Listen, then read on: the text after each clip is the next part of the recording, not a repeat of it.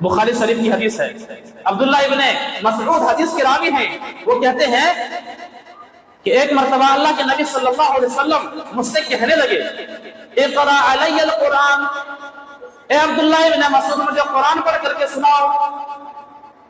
میں نے کہا اللہ کے نبی صلی اللہ علیہ وسلم اقرأ علیک وعلیک انزل، کیا میں آپ کو قرآن پڑھ کر کے سناؤں؟ یہ قرآن تو آپ ہی کے اوپر نازل کیا گیا ہے، اس قرآن کو تو آپ ہی کے اوپر نازل ہوا، آپ کے اوپر نازل کیا گیا ہے، آپ صاحب قرآن ہے، بھلا میں آپ کو قرآن پڑھ کر کے کیسے سناؤں؟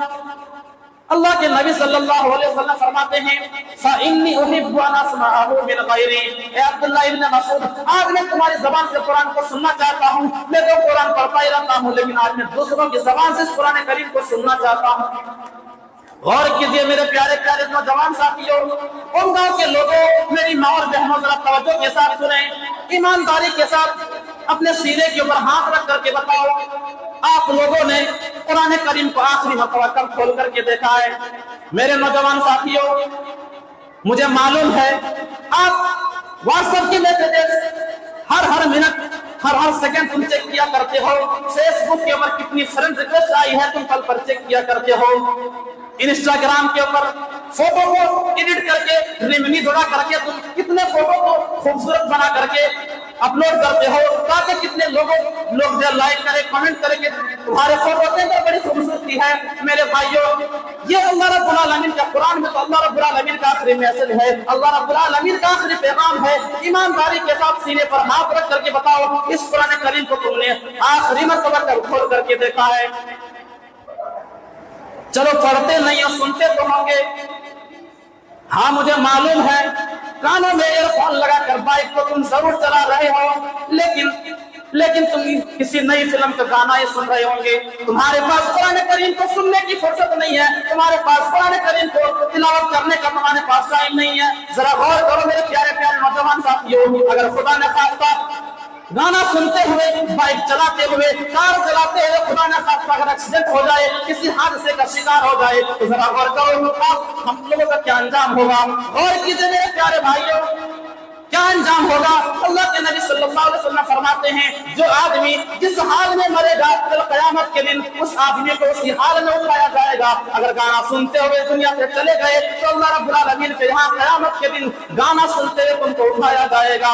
غور کیجئے میرے پیارے پیارے نوجوان ساتھیوں، آج ہمارے سماج کے اندر غور کیجئے کتنے چھوٹے چھوٹے معصوم بچے ہیں، 10 سال کا بچہ ہے، صحیح سے بالغ بھی نہیں ہوا ہے لیکن ان کے ہاتھوں کے اندر بڑے بڑے اینڈرائڈ فون موبائل موجود ہیں، 10 سال کے بچے ہیں اور ان کے پاس 12,000 کے موبائل ہیں، 12 سال کا بچہ کی عمر ہے، 15,000 کے موبائل ہیں، یعنی کہ موبائل کی جو پرائز ہے، موبائل کی قیمت اور بچوں کی جو عمر ہے اس میں بھی کمبینیشن نہیں، اس میں بھی جو ہے برابری نہیں ہے میرے بھائی۔ اور اپنے معاشرے کے اندر ہم نگاہ اٹھا کر کے دیکھیں چھوٹے چھوٹے بچوں کے ہاتھوں میں انسٹاگرام پر ویڈیو بنا کر کے اپلوڈ کرتے ہیں، ریل ڈالتے ہیں اور ماں باپ دیکھتے ہیں تو بڑا خوش ہوتا ہے، واہ میرا بیٹا تو کمال کرتا ہے، میرا بیٹا تو کمال کرتا ہے۔ ماں باپ اس کے اوپر نگرانی نہیں کرتے ہیں، اس کی جو ہے ماں باپ کے اوپر ذمہ داری کیا ہے میرے بھائی؟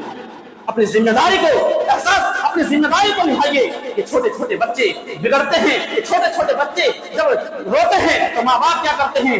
موبائل پکڑا دیتے ہیں، لو بچہ دیکھو، اور وہی بچہ جب اس ریل کو دیکھتا ہے، اس میں جو چیز دیکھتا ہے پھر اس چیز کے اوپر وہ یاد کر لیتا ہے اور اس کے اوپر وہ عمل کرتا ہے، اور کبھی کبھی جب ماں باپ کو چھوٹے بچے میں ہی، بچپنے میں ہی جب لات مار دیتا ہے تو باپ جو ہے ماں باپ خوش ہوتے ہیں کہ واہ میرے بیٹے نے تو فلاں ایکٹر کی طرح لات ماری ہے، اور جب یہی بچہ بڑا ہو جاتا ہے اور نافرمان بن جاتا ہے تو وہی ماں باپ شکایت کرتے ہیں کہ میرا بچہ تو بڑا نافرمان ہو گیا۔ اس کی ذمہ دار کون ہے میرے بھائی؟ اس کے ذمہ دار ماں باپ ہیں۔ چھوٹے چھوٹے بچوں کے ہاتھوں میں، جن کے ہاتھوں میں کتابیں ہونی چاہیے تھی، جن کے ہاتھوں میں قلم اور کاپیاں ہونی چاہیے تھی، آج ان کے ہاتھوں میں بڑے بڑے موبائل دیکھا جاتا ہے، جن کے ہاتھوں کے اندر، جن کو اسکول کے اندر مدرسے میں ہونا چاہیے تھا، وہ بچے ادھر ادھر گھوم پھر کر کے ریل بنا کر کے ڈال رہے ہیں اور ہم بے خبر جو ہے میرے بھائیوں سوئے ہوئے ہیں۔ اللہ رب العالمین سے، اللہ رب العالمین کے ہاں کیا جواب دو گے؟ اللہ رب العالمین کے ہاں جب پوچھا جائے گا، اس ذمہ داری کے بارے میں پوچھا جائے گا تو اللہ رب العالمین کے یہاں تم کیا جواب دو گے؟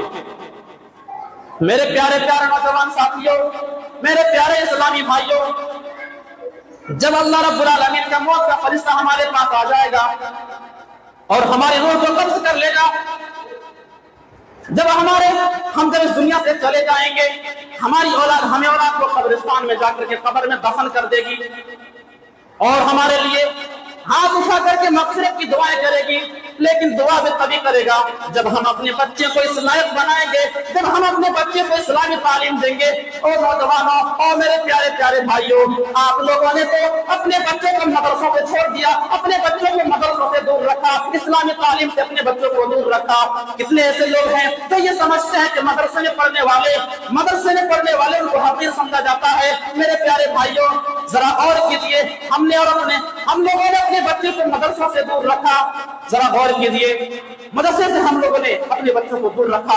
जब हम कम से कम इस लायक अपने बच्चे को बना करके जाओ। मैं ये नहीं कहता हूँ कि अपने बच्चों को आलिम बनाओ, मैं ये नहीं कहता हूँ कि अपने बच्चों को हाफिज और कारी बनाओ, बल्कि अपने बच्चों को कम से कम इस्लाम की जो बेसिक नॉलेज है, इस्लाम की जो बुनियादी तालीम है, कम से कम उतना तो है उन्हें देना चाहिए। तो मैं अर्ज कर रहा था, अल्लाह के नबी सल्लल्लाहु अलैहि वसल्लम ने फरमाया, फ़इन्नी उहिब्बु अन अस्मअहु मिन गैरी। ए अब्दुल्लाह इब्न मसूद, आज मुझे कुरान पढ़ करके सुनाओ, मैं दूसरों की ज़बान से कुरान को सुनना चाहता हूँ।